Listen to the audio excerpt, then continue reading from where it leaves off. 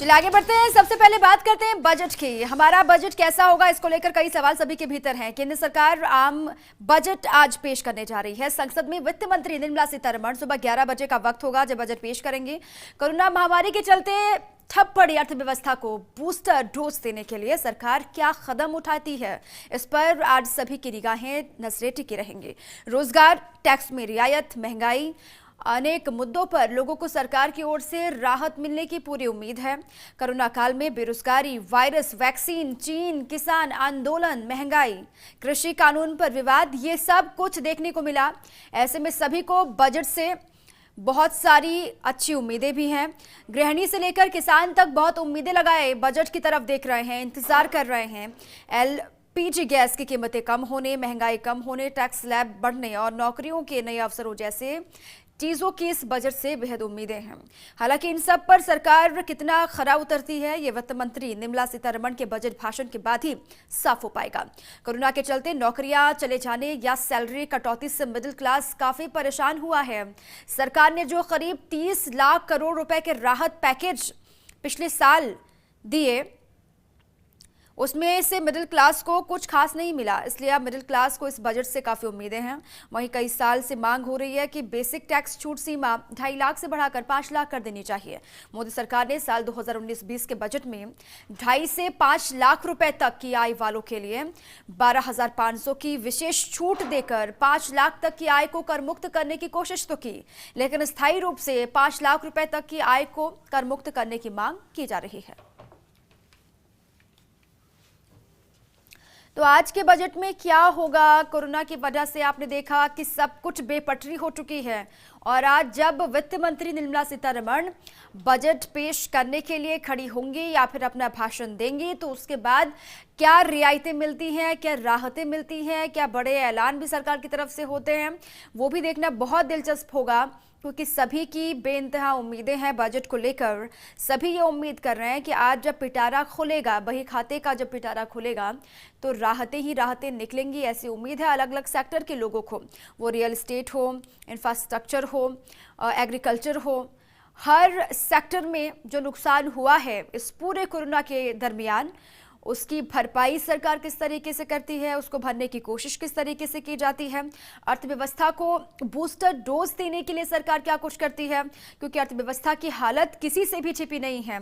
और चूंकि कोरोना काल, ऐसे में सरकार भी हर वक्त ये कहती रही कि अर्थव्यवस्था को मजबूत करने के लिए सरकार लगातार प्रयत्नशील है, लगातार कोशिशें भी की जा रही हैं। और उसी फेरस में जब आज संसद से तस्वीरें आएंगी, पिटारा खुलेगा वित्त मंत्री का, तो फिर क्या निकलेगा पिटारे से? महिलाओं के लिए क्या खास होगा, क्योंकि महिलाओं को भी एक महिला वित्त मंत्री होने के नाते निर्मला सीतारमण से बेहद उम्मीदें हैं।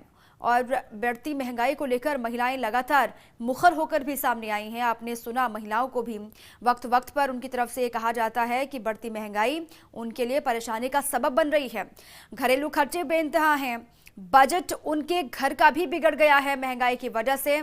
आज चूंकि देश का बजट सामने रखा जाएगा, आम बजट होगा, तो ऐसे में महिलाओं के घर के बजट का किस तरीके से ख्याल रखा गया है वित्त मंत्री के द्वारा, इस पर भी नजर रहेगी।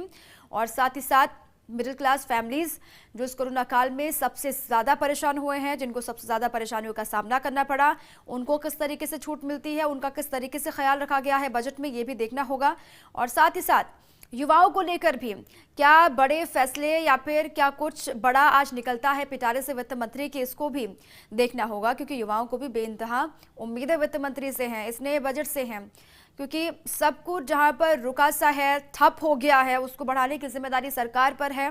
और सरकार आज किस तरीके से बिंदुवार तरीके से हर एक सेक्टर को, हर एक वर्ग को साधने की कोशिश करती है बजट के द्वारा, इस पर लगातार नजर रहेगी।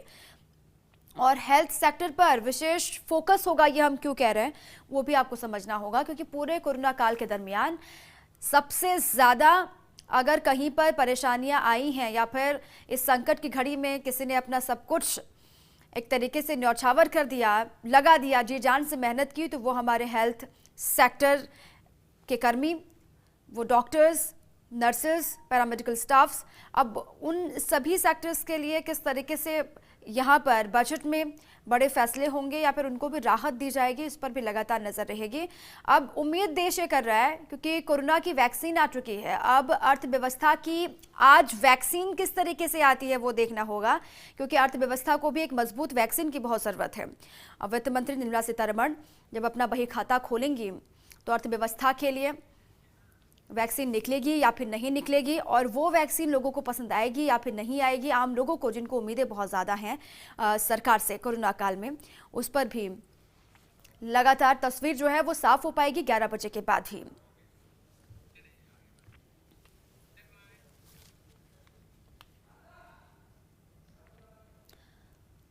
तो आज लगातार नजर बनी रहेगी क्या सस्ता होगा क्या महंगा होगा, इसको लेकर भी हर जानकारी आप तक हम पहुंचाएंगे, क्योंकि आज दिन भर इसी पर लगातार नजर रहेगी। 11 बजे के बाद लाइव कवरेज भी आप देख पाएंगे।